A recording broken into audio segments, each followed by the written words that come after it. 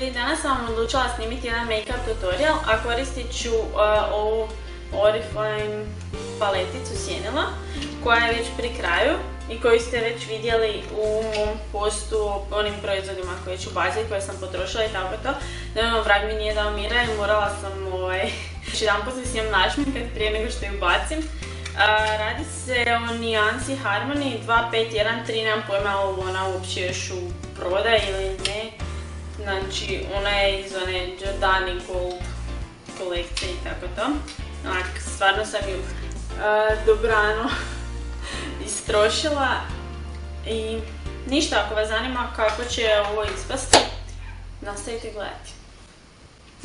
Umjesto baze koristit ću ovu NYX Jumbo olovku za oči u nijansi 611 jogurt.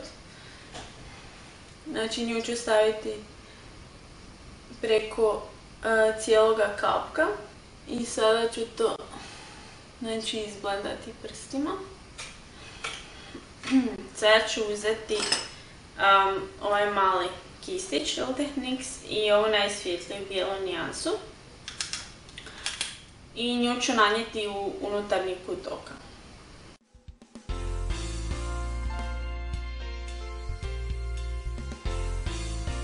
I sad ću uzeti ovaj malo veći kist i nanijeti isto tu najsvjetliju nijansu ispod obrve.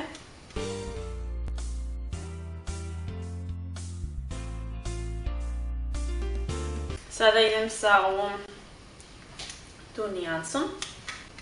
Nju ću nanijeti na pregib kapka i iznad pregiba. I ta nijansa će služiti znači kao neka prijelazna nijansa. I olakšat će nam blendanje sjena. Sad ću uzeti drugi kist i odmah znači izblendati.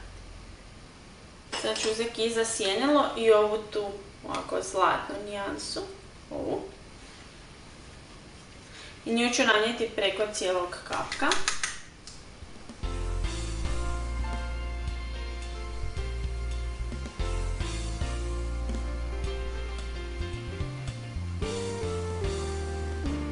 Nekako ko da baš pigmentacija kod ovih nijansi nije više baš neka. I sada ću uzeti ovaj Sigma kist. To je inače pencil brush, to je E30 i ovu znači smeđu nijansu. I nju ću nanijeti na vanjski V oka i malo u pregib.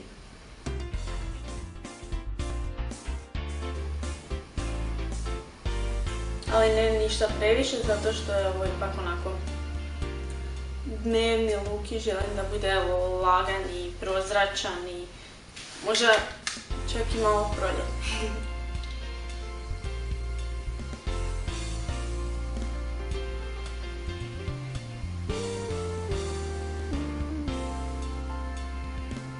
Tako, još ćemo to kasnije izblendati, sad je bitno znači samo da boju stavimo.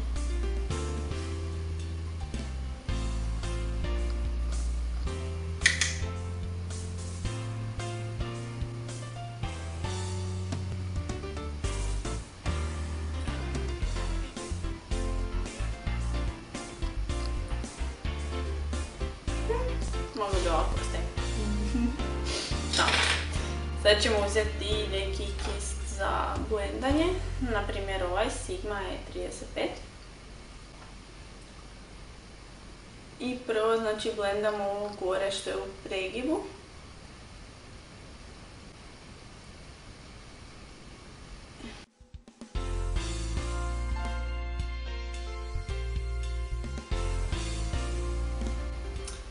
Ako je potrebno, znači kad se izgubi dosta te boje u blendanju, onda se može nadodati još.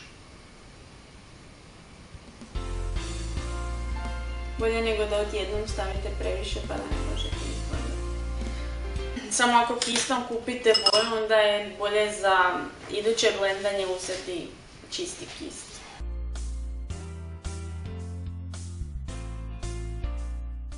Biti to je to. Ja ću uzeti još malo znači ove smeđe nijanse i ovaj mali kist i nanijeti ispod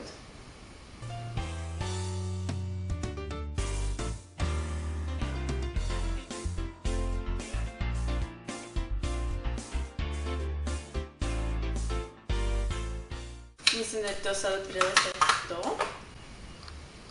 I da vi ne morate koristiti ovu paletu sjenila, ima stvarno, sad i kod nas je dostupno puno nijansi, raznih sjenila, tako da ne morate se uopće vedirati zbog toga.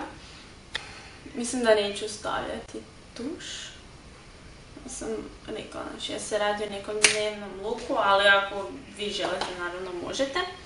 Znači sada uviti trepavice i onda ću još staviti crnu olovku na tight line i u biti to je to.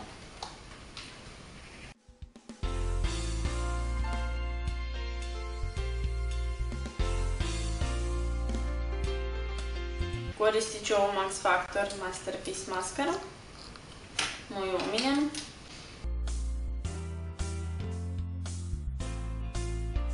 I mislim da ću koristiti ovaj Rimmel Nude Pink.